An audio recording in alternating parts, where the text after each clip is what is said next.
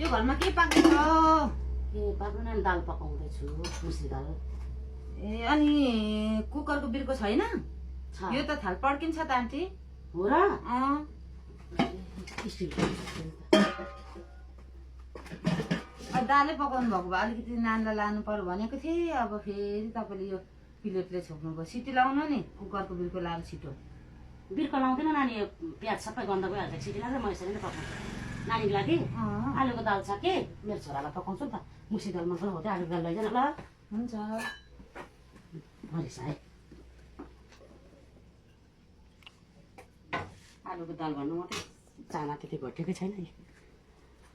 ए ल म गएको ल। ल ल नानी आउँदै घर ल। हुन्छ